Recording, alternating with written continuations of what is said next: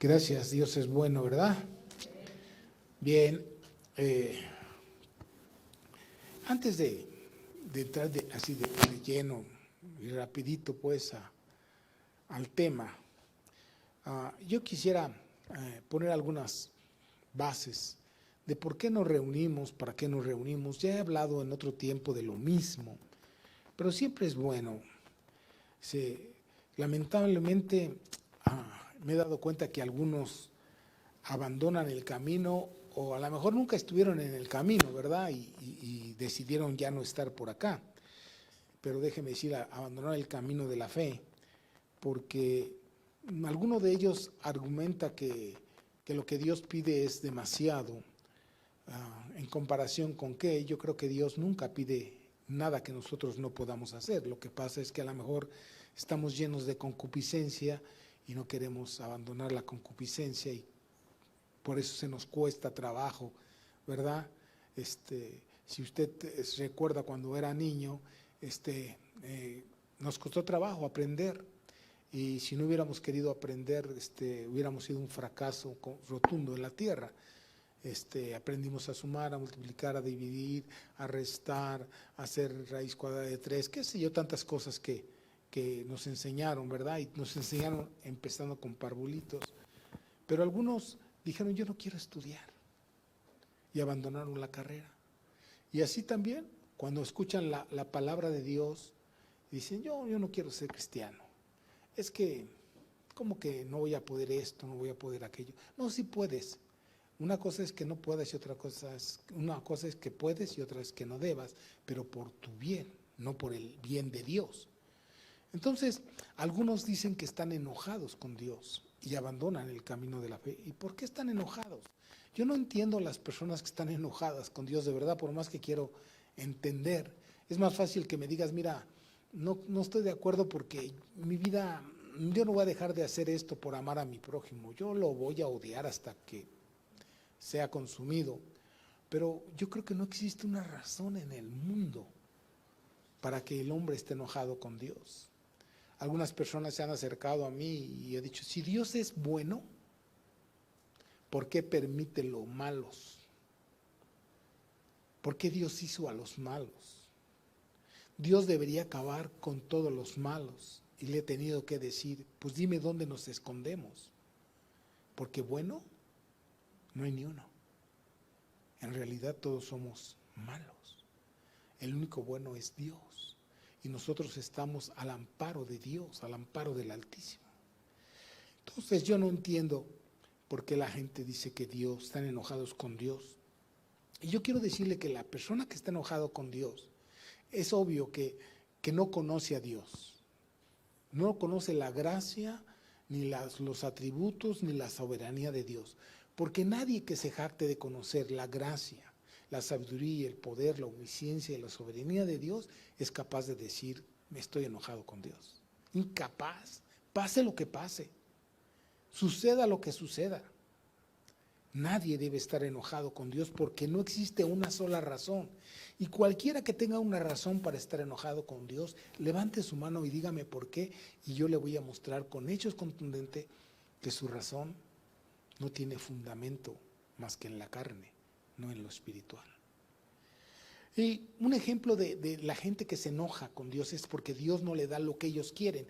Pero yo quiero decirle que Dios no es el pozo de los deseos para que tú avientes una moneda y Dios te conceda lo que tú quieras. Dios es soberano, por eso dije que no conoce la soberanía de Dios, está hundido. ¿No? El pueblo de Israel vivía esclavo. Y todo aquel que ejerce el pecado es esclavo del pecado, no es libre. ¿Por qué hemos de dejar de pecar? Para que nos vaya bien. Nada más para que nos vaya bien, no es por otro propósito. Dios no quiere que dejes de pecar, Dios no quiere quitarte un placer mundano para hacerte mal. Dios te quiere quitar un placer mundano que trastorna tu comunión con Él y con tu prójimo. No te das cuenta que el pecado te hace estar en conflicto con tu prójimo, necesariamente. Entonces están enojados con Dios y el pueblo de Israel estuvo enojado con Dios. Primero estaban esclavos del pecado, por eso estaban esclavos en Egipto, por su pecado. No estaban esclavos por otra cosa, sino por su pecado. Y ellos clamaron a Dios, como quizás alguno de nosotros hemos clamado a Dios, y Dios nos ha sacado a libertad. Y solamente que Él dice que no usemos la libertad para hacer ocasión de pecar a la carne.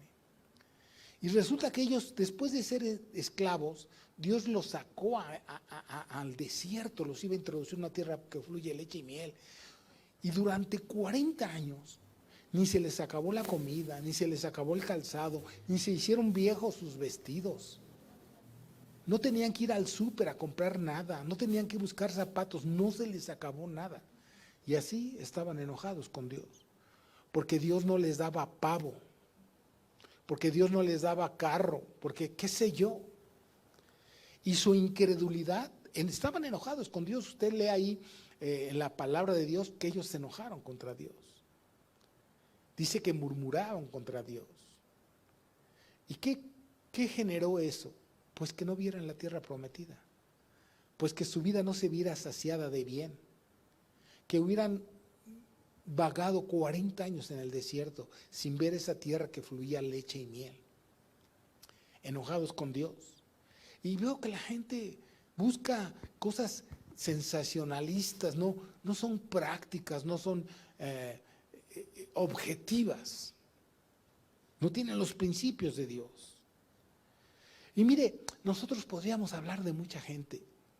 Por ejemplo, gente que se va porque no ama a Dios porque dice que no lo sanó.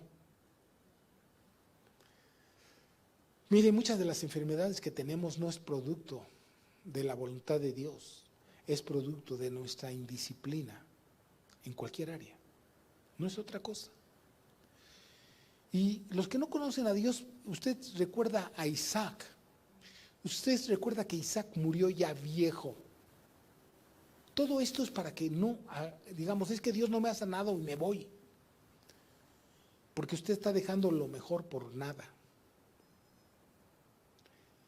Isaac, cuando llegó a ser viejo, algo perdió él.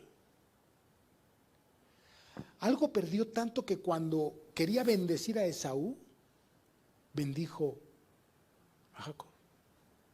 ¿Qué fue lo que perdió? La vista. Cuando usted lee Eclesiastés, en el capítulo 1 sobre todo, usted se da cuenta del curso de la vida. Las cosas en nuestro cuerpo van mermando, en unos más, en otros menos. Pero él perdió la vista y dijo, ya no amo a Dios. No. Él murió siendo ciego, él perdió la vista completamente. Pero no la perdió porque tenía diabetes. Tengo que aclarar todas estas situaciones. Porque algunos las pierden, pero es un problema físico que tú te ganaste por la razón que sea. No. Y él no dijo, ya no voy a creer en Dios. No, al contrario, ya cuando iba a morir, invocó el nombre del Señor, adoró a Dios, bendijo a sus hijos, etcétera, etcétera, etcétera, etcétera. ¿Y puede decirme que Isaac no era un hombre de fe? Sí era un hombre de fe, ¿verdad? Sí lo era. ¿Y perdió la vista porque no tenía fe? No. Mire, usted ha visto que la mayoría de la gente cuando vamos creciendo, algunas se hacen más chiquitos. No somos como los jóvenes que van creciendo y los pantalones les quedan de brinchar charco. Ahora nosotros vamos creciendo, nos hacemos chiquitos y ya trapeamos. Es normal. ¿Me explico? Es normal. Pero también pasa algo con nuestros huesos. Está escrito en la palabra. Por eso si no conocemos a Dios, salimos por la puerta falsa. Nos encorvamos. No queremos encorvarnos, pero nos encorvamos. Porque los huesos dan de sí. Nuestros huesos se ven. Es normal.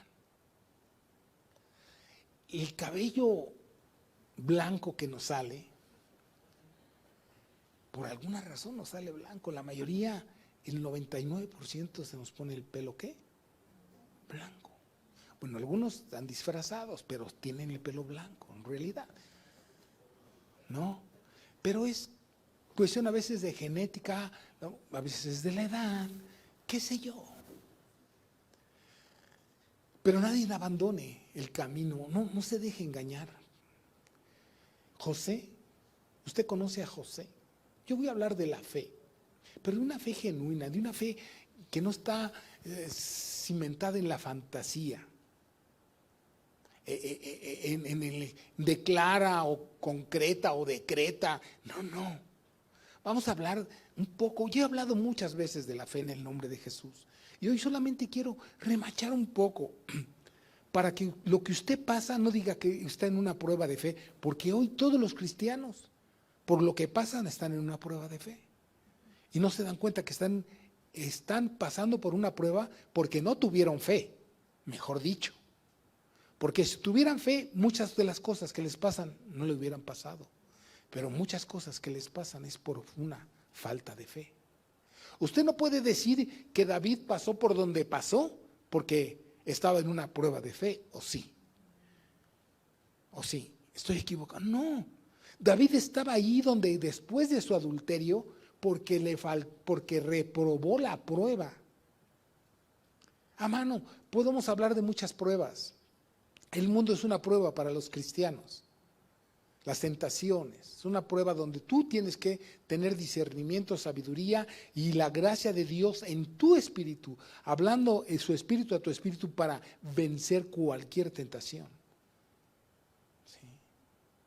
David no crea que falló nada más porque pasó y vio a Betsabé que estaba 90, 60, 90 y dijo, me he de comer esa tuna aunque me espine la mano. Se la comió y se espinó la mano. Él quiso esconder su pecado, pero no pudo. Porque delante de Dios está. Pero él empezó a fallar desde que no fue a la guerra. Allí empezó la ociosidad. Y después, lo que sigue. Y después, aunque él no solamente adulteró, mató. ¿Estaba en una prueba de fe? No. ¿No sabía lo que hacía el niño? No. Sí sabía lo que hacía. Entonces no estaba en una prueba de fe. Y me temo que muchos cristianos, no de otras iglesias, de esta, que dicen que están en una prueba de fe, ¿cuál si es producto de tu rebeldía? Es producto de tu deshonestidad, es producto de tu adulterio, que aunque no lo saben en tu casa, Dios lo sabe. Aunque tú quisiste ocultarlo, Dios lo sabe. En las finanzas. Cuando te corren del trabajo porque eres un mal trabajador, porque no trabajas como Dios dice, ¿estás en una prueba de fe? No. Es el resultado de tu falta de fe. Ya que Dios nos enseña a vivir en todas las áreas una vida de fe. Y eso se lo voy a demostrar con la Escritura, obviamente. Usted ve a José, él tenía una promesa. Y a su alrededor de José pasaron cosas que pareciera ser que no tenían que ver con la promesa que él había recibido de Dios. Sin embargo, en cada problema, en cada prueba que él pasó, injustamente lo trataron, él no se rebeló contra Dios. Ni dijo, mira Dios, estoy aquí, tú me dijiste esto, y no. Él permaneció como un hombre de fe y al final él vio que Dios nunca se equivoca y que Dios lo estaba preparando para llevarlo hasta ese lugar. Él mismo lo dice de su boca y se atestiguó en la palabra, dice, lo que ustedes hicieron para mal, Dios me trajo hasta acá para bien, para salvarles a ustedes y darles de comer. Ningún cristiano que se jacte de conocer a Dios está fuera de su alcance. Nunca, nunca, nunca. Nosotros no pasamos desapercibidos para Dios. Porque si vivimos para Dios, vivimos. Y si morimos a la edad que sea, para Dios morimos. Sea que vivamos o sea que muramos, somos del Señor. Nuestra fe no puede estar cimentada en teorías que no dice la palabra, o en sensacionalismos, o en fanatismos. No. Sino en la verdad. Para permanecer. Oiga, los que creemos en Jesús, ¿Sabe por qué Dios dice que no nos cansemos de hacer el bien? Porque a su tiempo segaremos si no desmayamos. Porque mucha gente desmaya, uy, ya tengo tanto tiempo y mira que a fulano sí le va bien y es malo y a mí me va. No te canses de hacer lo bueno, porque a su tiempo tú verás la recompensa de los impíos y tú verás la tuya. Tú lo decides. ¿Estás aquí? Entonces, yo quiero decirle que siempre que me suba a este púlpito, no solo yo, creo que todos los que aquí compartimos, ¿sí? Nuestro propósito no es de que usted se vaya acusado, amedrentado, excluido del camino, de ninguna manera, pero sí confrontado con la verdad de Dios, ¿verdad? Y si usted se empieza a remolinear ahí en su lugar, pues será porque le queda el saco o está buscando un pretexto. Y yo quiero decirle que al final del servicio y siempre que yo tenga la oportunidad de compartir el nombre de Jesús, la oficina está abierta de par en par para que pregunta, usted dijo esto y yo se lo puedo demostrar con la escritura ampliamente. Amén. Entonces, queremos exhortarle ¿a qué? A hacer lo que debe y a no cansarse de hacer lo que debe. Esa es la exhortación desde un púlpito. También queremos consolarlo. ¿Cuál es la consolación? De que pase lo que pase, si te equivocaste, siempre hay oportunidad delante de Dios, si te arrepientes, si te conviertes, como la tuvo este mismo David, que al ser confrontado, él reconoció que estaba mal y fue consolado porque él reconoció que estaba mal y Dios le dijo, no morirás, no morirás. Pero las consecuencias de tu pecado sí los verás, porque Dios no es falaz, no es un hombre para que mienta, Dios es veraz. Él vio muchas cosas que él no hubiera querido ver. Si lo hubieran proyectado al futuro, él hubiera dicho, no, yo voy a la guerra y aunque me pase una de 90, 60, 90, no, yo he hecho, él después dice que hizo un pacto con sus ojos de no mirar a una doncella para codiciarla en su corazón y ser edificado. Así que es exhortado, consolado y edificado. Cosas que le sirvan no para que amontonar piedras, sino para edificar vidas. ¿Sí? Nosotros no estamos casados con Dios, como algunos estamos casados aquí, y le aplicamos la ley del hielo a la esposa o al esposo y creemos que eso va a resolver, que va a ser edificado nuestro matrimonio. No, de ninguna manera. De ninguna manera. Dios tampoco nos hace la ley del hielo, a menos que lees Romanos capítulo 1, pero Dios no te va a hacer la ley del hielo. Y tú no se la vas a hacer a Dios, o sea, es absurdo. Nosotros vamos a ser edificados porque vamos a ser confrontados, animados, consolados y edificados en la verdad para nuestro bien. Te recuerda que hace 15 días, hace 8 días terminé hablando de que nosotros buscamos la paz.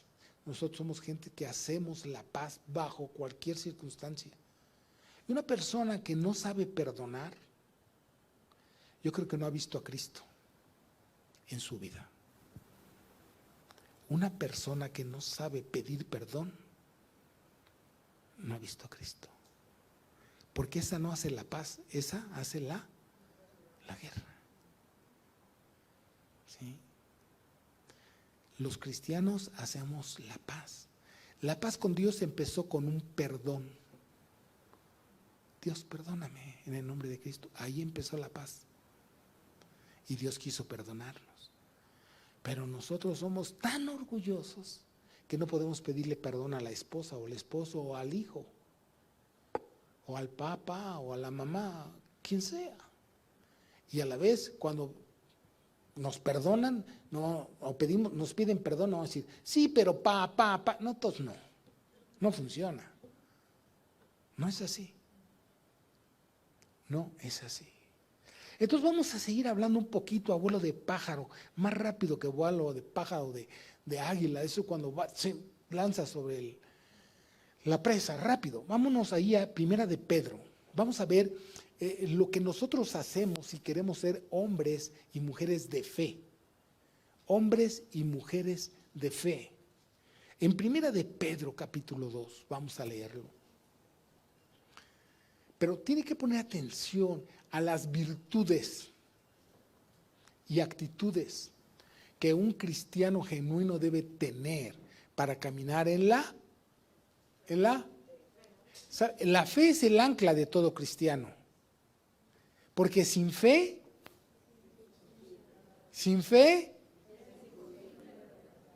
o sea, nada de que yo creo a mi manera. La fe obedece al dicho, al hecho de Dios. No es mi fe como yo quiero. Es la fe en Dios. Amén. Mire, nuestra fe no tiene su razón en mi razón. La fe que yo tengo no tiene la razón en las circunstancias. La fe que yo tengo tiene su razón y su principio en Dios. ¿Me estoy explicando? En Dios. Y todo lo que se salga de ese principio, llámale como quieras, menos fe en Dios.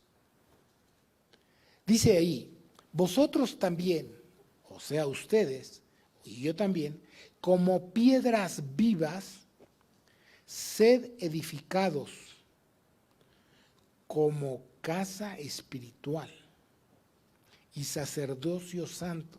¿Para qué? Para ofrecer sacrificios espirituales aceptables a Dios. ¿Cómo? Por medio de Jesucristo, por lo cual también contiene la Escritura. He aquí, pongo en Sión la principal piedra del ángulo, que es Cristo, escogida, preciosa, y el que creyere en Él no será avergonzado. Oh, maravillosa promesa, El que cree en Él no va a ser nunca avergonzado. ¿Por qué? Porque Él es veraz.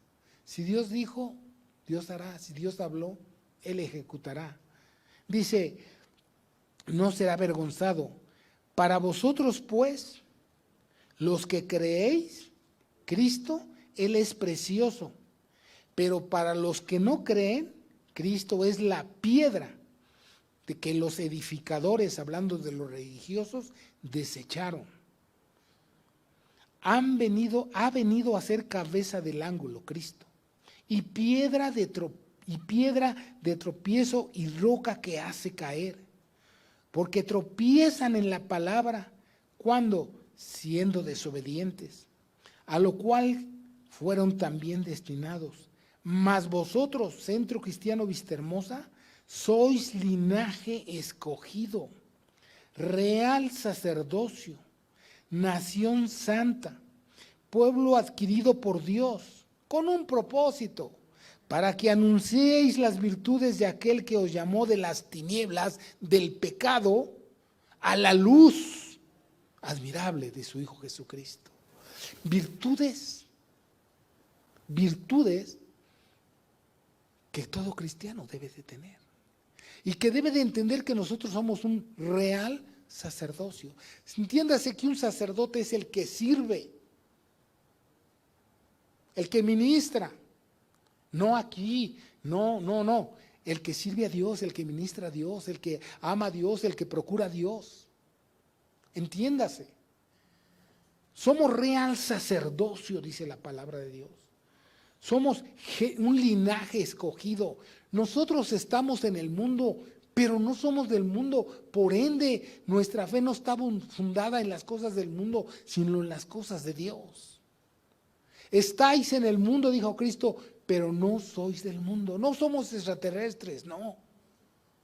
Lo que está dando a entender que no nos comportamos como el mundo en sus disoluciones, en sus disensiones, en sus orgías, en sus borracheras, en sus trampas, en sus traunerías. No. Nosotros no estamos para anunciar esas cosas porque somos hombres de fe, mujeres de fe. Somos un pueblo adquirido por Dios. Todo mundo se dice ser hijo de Dios, pero errar. Son criaturas de Dios, pero no hijos de Dios. Hijos de Dios, Juan 1:12, puedes leerlo 1000 veces, cuantas veces quieras. Son aquellos que han recibido a Cristo como su único y suficiente Salvador. No more, no más. Claro que todo el mundo dice que es hijo de Dios, porque no, es como si te vas, ya te he dicho muchas veces, puedes irte a un antro de vicio o a un motel a la puerta y a los que van entrando con una mujer que no es la suya, pregúntale si creen en Dios, ellos dicen que sí, pero su acto dice que no, porque los adúlteros no entrarán en el reino de Dios. Gálatas 5, 18 en adelante. Entonces, somos pueblo adquirido por Dios, pero para que anunciemos que nuestras virtudes, no, las virtudes que tiene Dios. Para virtudes, a las virtudes de aquel que nos llamó. ¿Quién nos llamó? Dios a través de Cristo. Dios a través de Cristo. Esos son hombres, mujeres de fe. Aquí habemos gente que distas mucho de ser un hombre y una mujer de fe, muy lejos. Ahora, otra vez, no porque te esté excluyendo yo, sino tus actos te reprueban, tus dichos, no yo. ¿Sí? Vámonos rápido ahí en Primera de Timoteo 4.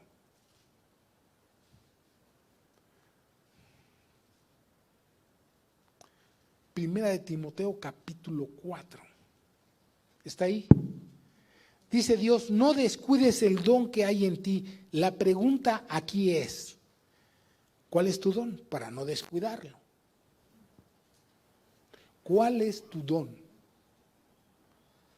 ¿Tienes dones? ¿Cuál es tu don? No. Ahí dice 1 Timoteo 4, verso 14, dice, no descuides el don que hay en ti. Verso 4, 14. No descuides. Porque mira, esto te va a hacer crecer espiritualmente, te va a hacer sentir y ser útil en el reino de los cielos. Si no descuidas el don. ¿Sí? Mira, nosotros no somos como los policías. Los policías ejercen autoridad solo cuando traen, ¿qué? El uniforme, ¿no? De ahí en fuera lo puedes ver como, no. Mientras no traigas tu uniforme, eres un cero a la izquierda. ¿No? Pero nosotros, todo el día y toda la noche somos cristianos, hijos, vestidos elegantes, no elegantes, con short, sin short, como sea. Somos hijos de Dios. No descuides el don que hay en ti, que te fue dado mediante la profecía con la imposición de las manos del presbiterio. Dice, ocúpate estas cosas, permanece en ellas. Fíjate lo que dice, ocúpate de estas cosas y permanece en ellas. ¿Cuál es el propósito? A ver, ¿cuál es el propósito de permanecer en ellas, en estas cosas? ¿Cuál es? ¿Qué dice ahí? Para que tu aprovechamiento sea manifiesto, ¿qué? A todos. A todos. ¿Cuándo se va a ver que aprovechas todo lo que el Señor te ha dado? Cuando estés siendo probado y tu fe no decaiga. ¿No? Tu aprovechamiento sea notorio. Mira, todos tenemos diferentes capacidades intelectuales secularmente. ¿Sí? Nadie se puede jactar que lo sabe todo. Tampoco los cristianos lo sabemos todo, pero tenemos un don que nos lleva a ser parte de un todo. No sé si me explico. Este ojo tiene un don que no tiene este. Este puede ver todo lo que no puede ver este. Este oído tiene un don diferente a este. Te puede quedar sordo y puedo oír con este, pero no igual. Y así sucesivamente. Nosotros somos un cuerpo y todos los dones unidos se va a ver el aprovechamiento que tenemos cuando servimos a Dios con integridad. Porque servimos a Dios. La pregunta, ¿estás sirviendo? ¿Se nota tu aprovechamiento? O sea, ¿podría la gente que está a tu lado decir, mira, este tío que está aquí, se ve su aprovechamiento, es sabio, discierne, tiene prudencia, tiene la capacidad de saber escoger entre lo bueno y lo malo. Este hombre, para que lo hagas enojar de la manera iracunda, está difícil, o esta mujer. En tu casa ven el aprovechamiento cuando hay motivos de riña. ¿Cómo actúas? ¿Cuál es tu actitud? ¿Se ve tu aprovechamiento? ¿Se ve? ¿O eres de los que, como mi mujer me dice, ¿y eso que eres el pastor? No. Un hombre de fe, hablando del género humano, se ve que aprovecha. O sea, a veces la gente, vente, conviértete. ¿Para qué? ¿Para ser como tú? ¿Para eso quieres que me convierta? Entonces no eres un hombre ni una mujer de fe, porque tú tienes que ser luz de la calle, luz de todos lados. Tú eres la sal. No vas a ser la sal y la luz. Ya eres la sal y la luz. Tú tienes que alumbrar y tú tienes que, la sal, evitar la corrupción. Se ve tu aprovechamiento. Tú eres un esposo inconverso. Él ve tu aprovechamiento. Tienes una esposa inconversa, ella ve tu aprovechamiento. Tu aprovechamiento, si eres un hombre, una mujer, un joven de fe, tiene que verse primeramente por que te rodea. No que seas perfecto, sino maduro. ¿Me explico? Un maduro que va caminando hacia la perfección. Simple y sencillamente. ¿Está aquí conmigo? Sí. Y luego dice ahí que te fue dado, así ya, que dice, para que tu aprovechamiento sea manifiesto de todos. No nomás en la iglesia, ¿no? En todos lados. Primera de Pedro. Dije que íbamos yendo rapidito y ahí vamos. Primera de Pedro 1, del verso 1 al 7. Ahora, también quiero decir algo. Si tú tienes un esposo o una esposa inconversa, tampoco él tiene derecho o ella tiene derecho a humillarte y a pisarte. Tú tienes que contestar con la blanda respuesta y hacerle ver que está mal, pero no por eso. Cuando dicen, algunos pseudocristianos dicen, tú tienes que obedecerme porque yo soy la cabeza y la Biblia dice que tú tienes que estar sujeta a mí. Pero hay que leer un poquito abajo, porque yo decirte que una persona que es cabeza, esta cabeza necesitaría estar fuera de sí para hacer locura con el resto de mi cuerpo. Pero esta cabeza piensa y cuida mi cuerpo. Entonces, por ende, el que es cabeza cuida a su esposa y cuida a su hijo. Es amante, es una buena guía. Se puede acercar la esposa a pedir un consejo, sabiendo que no la va a empezar, le va a decir, ay, eres una tonta, ¿cómo no? No. Conoce sus virtudes y sus cualidades. Le ayuda en sus debilidades y alaba sus virtudes. Y la mujer está sujeta de la misma manera que está a Cristo. Pero si no está sujeta a Cristo, tampoco lo estará su marido.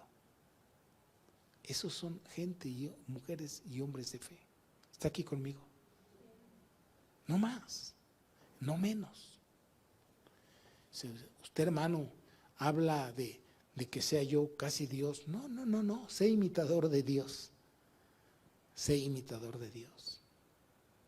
Y si te equivocas, ya te dije al principio cuál es la forma de restaurar. Amén. Y dice Primera de Pedro, sí dijimos, ¿verdad? Eso. 1. Pedro, apóstol de Jesucristo, a los expatriados de la dispersión en Ponto, Galacia, Campadocia, Asia y Betania. Y sigue diciendo, elegidos según la presencia de Dios. ¿Qué quiere decir eso? El preconocimiento de Dios, de que Él ya sabe quiénes somos. Padre en santificación del Espíritu. ¿Para qué? ¿Para qué fuimos elegidos? Para obedecer y ser rociados con la sangre de Jesucristo gracia y paz os sean multiplicados. Bendito el Dios y Padre de nuestro Señor Jesucristo, que según su grande misericordia nos hizo renacer para una esperanza viva por la resurrección de Jesucristo. ¿Cuál es la esperanza viva? Por la resurrección, que si Cristo resucitó, también nosotros hemos de resucitar en el día postrero y le veremos cara a cara y seremos semejante a Él y nos gloriaremos y nos exaltemos. Mucha gente tiene la esperanza de que, ay, tengo esperanza, mi papito murió, pero ahora que yo me muera lo voy a ver. Es lo que menos te va a importar. Lo que más te va a importar es ver a Cristo. Allá no va a haber más esposas, ni más esposos, ni más hijos, ni más papás. La esperanza es ver al Cristo resucitado. ¿Sí? Así que, si usted tiene esa fe, bueno, perdone que se lo haya pagado. De los muertos, para una herencia incorruptible, está hablando de lo que vamos a hacer allá, incontaminada e inmarcesida, reservada en los cielos, ¿para quién? Para nosotros, que somos guardados por el poder de Dios. ¿Qué? A ver, ¿sí comprendemos lo que está diciendo? Que nosotros somos guardados por Dios cuando obedecemos. Es lo que está diciendo. De otra manera es tu problema.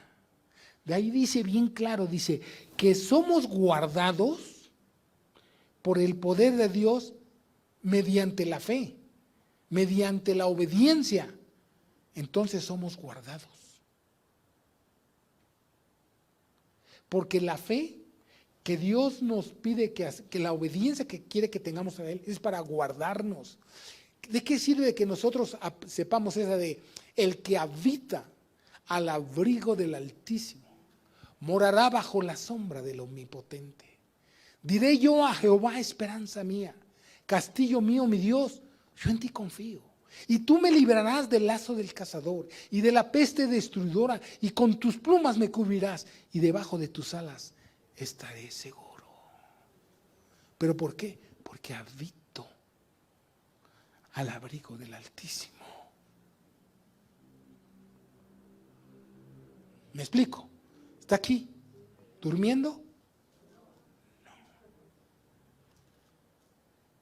Por eso somos guardados mediante la fe. Dios guarda a los que le obedecen. Dios da gracia a los humildes y a los soberbios resiste. ¿Estoy siendo claro? Mediante la fe. ¿Pero para qué? ¿Para qué nos guarda? Para alcanzar la salvación, que está preparada para ser manifestada en el tiempo postero, en lo cual vosotros os alegráis, aunque ahora por un poco de tiempo, si es necesario, tengáis que ser afligidos en diversas pruebas, para que sometida a prueba vuestra fe, mucho más preciosa que el oro, el cual aunque perecedero se prueba con fuego, sea hallada en alabanza, gloria y honra cuando sea manifestado Jesucristo. Mira, dice, para que sometida a prueba vuestra fe. Ya te expliqué o traté de explicarte que David no estaba en prueba, estaba recibiendo las consecuencias de su pecado. Y a veces los hermanos me dicen, hermano, estoy en una prueba financiera. ¿Por qué? Es que la verdad, pasé y vi un plasma, una pantallota así, que apenas tuve que sacar la sala para meterla. Y tenías con qué pagarla. Lo voy a ir pagando despacito y poquito a poquito. Pero resulta que me estaba yendo bien el trabajo, pero ahora ya me corrieron. Yo no tengo cómo pagarla. Entonces reprobaste la fe. ¿Por qué? Porque a Dios no le gusta esas cosas. Ahora que se acerca diciembre, tú vas a endrogarte con una deuda de 24, 36 meses. Perdón, quédate con la plana chiquita que tienes. Ya con eso estás más que contaminado. Yo no digo que no veas la televisión, yo digo que no la aprendas. No, no es cierto, no es cierto. Sino que sepas que ver, pero no hagas eso. Si no te das cuenta de los tiempos, ¿cómo está la vida? Piénsalo un poquito. Piénsalo. Mira, mucha gente ha reprobado en la fe. Están hundidos, muchos están hundidos hasta el gorro porque se endrogaron, deben tarjetas ¿con cuál te pago? Hasta te presumen. Pero ya después todos están hasta el full. Y luego están enojados con Dios, deprimidos, angustiados, desalentados. Pues Dios no va a abrir la llave del cielo y abrir y mándele $100 a Ezequiel o 200, no, pues te metiste en problemas. Tienes que saber que la fe te enseña a trabajar las finanzas. No tienes idea de tantas cosas que te enseña Dios. Tengo 75 años. Yo nunca he pedido prestado. Esta cosa no fue con préstamo de nadie. Fue con las manos de Dios en ustedes. Esto y en La Concha y Querétaro y ahora la estancia. Ni un quinto. Y sabe Dios que no les miento. Pero cuando apenas empezábamos, unos americanos vinieron. Nosotros invertimos tantos dólares aquí a cambio de que vivas bajo nuestra cobertura. Te vamos a... gracias. No. Condiciones, no. Ni los conocía. Y Dios lo hizo. ¿Por qué? Cuando Dios te llama, Él te va a dar los recursos. Cuando Dios te pone algo, Él te da los recursos. Él te da sabiduría. ¿Estás aquí?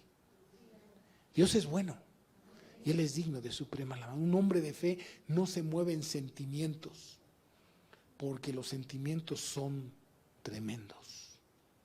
Hoy sentimos y mañana no. Son traicioneros los sentidos. La fe no obedece al sentimiento. La fe obedece a la voluntad de Dios. Dios lo dijo, yo lo creo, yo lo hago. Dios lo dijo. ¿Sabe por qué fracasamos los matrimonios? Porque somos hombres de fe, ¿verdad? Hablando del género humano, no crea que estoy hablando de él, ¿no? Por eso fracasan, por eso hay divorcios entre los cristianos. ¿Por qué? Porque son hombres de fe. No, hermano amado, porque desobedeces a Dios.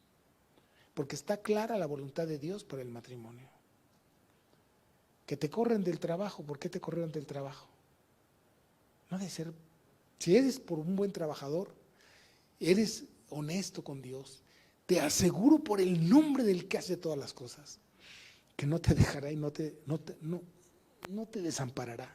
Te está hablando alguien que experimentó eso. En el 82 la cosa estuvo tremenda. Yo conocí al Señor.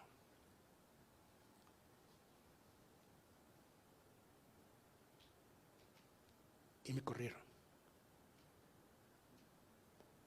Pero nunca pedí un quinto para comer.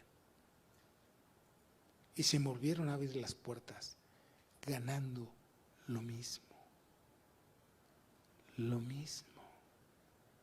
Con diferentes prestaciones, porque no es lo mismo una empresa de la talla de Chrysler que otra empresa, pero lo mismo. Porque Dios es bueno. Él no falla. Pero si te corren porque eres flojo, porque rindes menos que otros, pues, la Biblia nos enseña que un hombre de fe trabaja para quien sea, porque lo hace para Dios y lo hace lo mejor que puede. Si trabajamos es para Dios. Pero es que él es mi jefe, y aún Dios te dice, y si tu jefe es malo, pues con mayor razón, para que el nombre de Dios no sea vituperado. Mira, la palabra de Dios es abundante, es rica para enseñarte a vivir.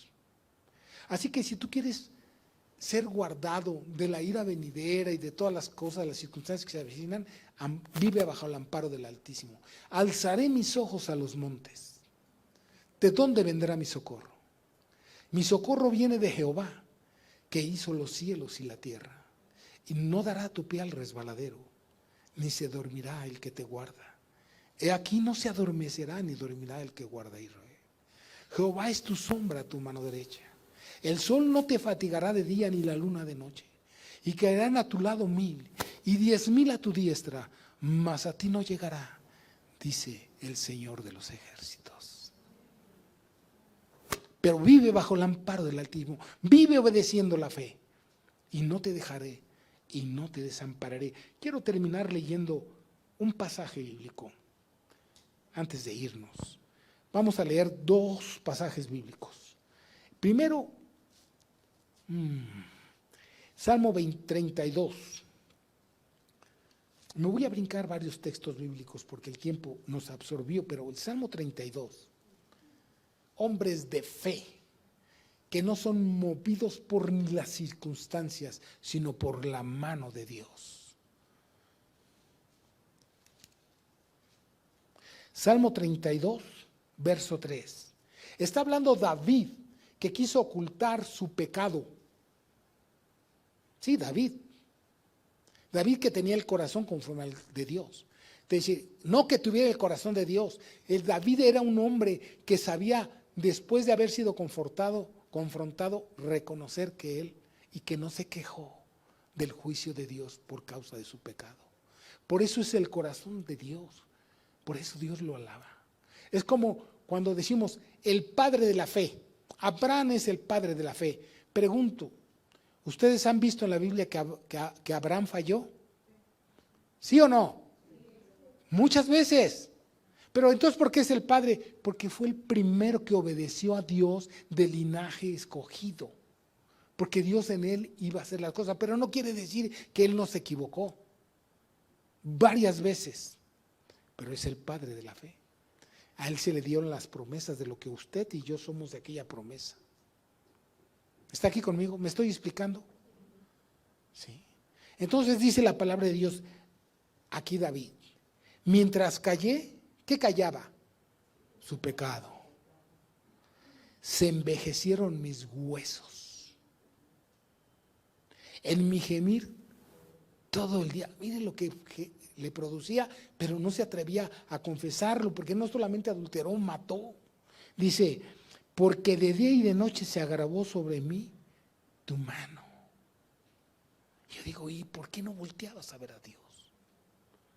Se volvió mi verdor, todo lo que lloras, ese pasto hermoso, se volvió en sequedades, pasto quemado, en sequedades de verano. Pero algo hice, dice, mi pecado te declaré y no encubrí mi iniquidad. Dije, confesaré mis transgresiones a Jehová y tú perdonaste la maldad de mi pecado. Es lo que pasa con lo que Dios dice. Y vamos a rematar con Proverbios 28, 13. ¿Ya está ahí? 28, 13 dice, el que encubre sus pecados, ya le dije, mire, usted puede ser, yo puedo estar aquí encubriendo un pecado. Usted ni lo sabe. Usted no sabe si soy ratero, adúltero, blasfemo. Usted no lo sabe. Yo puedo estar aquí encubriéndolo. Pero quien lo sabe es Dios. Y me he de caer muerto. El que lo sabe es Dios. Ni me escondo ni siquiera de la que se acuesta a mi lado. Porque a ella no le voy a rendir cuentas. Ella no lo sabe. Ella no me ve. Ni siquiera conoce mis pensamientos. Pero los conoce Dios. Muy bien que los conoce. Dice, el que encubre sus pecados, ¿qué? No prospera. No está hablando económicamente, ¿eh? Porque si no tendríamos que decir que, como les he dicho ya, los que se dedican a narco, pues, les va muy bien económicamente, ¿no? No estamos hablando de ese. No prosperará espiritualmente, no para bien. Tú vas a ver la recompensa del impío, tú vas a ver la recompensa nuestra. El que encubre sus pecados no prosperará. Mas el que los confiesa, o sea, aquí hay cristianos que cada 8 días se confiesan por lo mismo, ¿no? Pero mira lo que dice ahí, el que los confiesa, ¿qué dice? Y se aparta.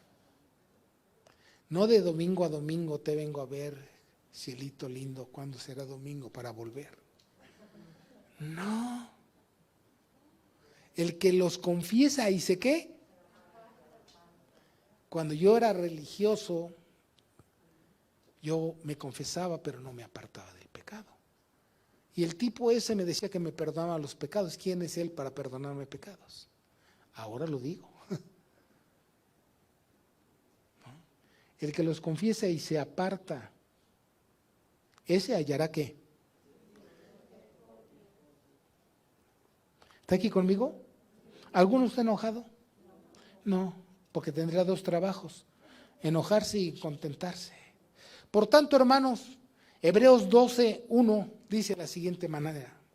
Por tanto, nosotros, todos los que estamos aquí, los que están ahí en las redes sociales, también nosotros, teniendo en derredor nuestro tan grande nube de testigos, entiéndase y lea todo Hebreos 11, despojémonos de todo pecado, no de algunos, de todo pecado que nos oprime, que nos asedia, que nos limita, que nos condena, que nos evita recibir la bendición de Dios. Despojémonos de todo pecado que nos asedia y corramos con paciencia la carrera de fe que tenemos por delante. Se necesita fe para vivir en esta carrera. Se necesita fe. Porque muchos están buscando otras cosas que Dios no quiere.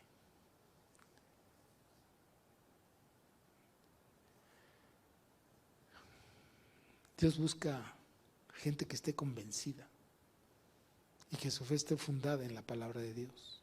Convencida. Despójate juntamente. Yo lo mío y tú lo tuyo.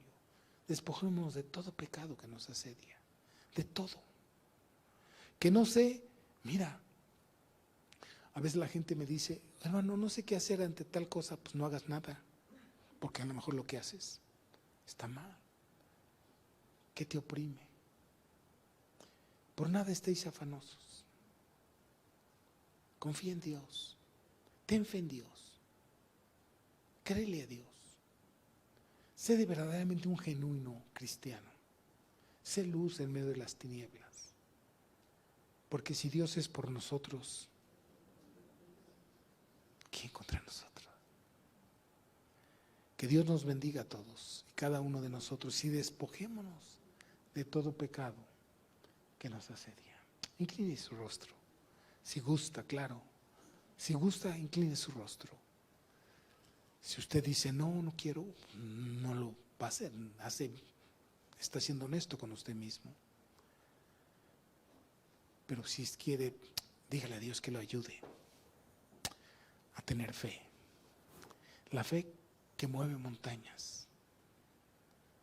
La fe que nos hace estar firmes en la abundancia y en la necesidad, en la enfermedad y en la salud.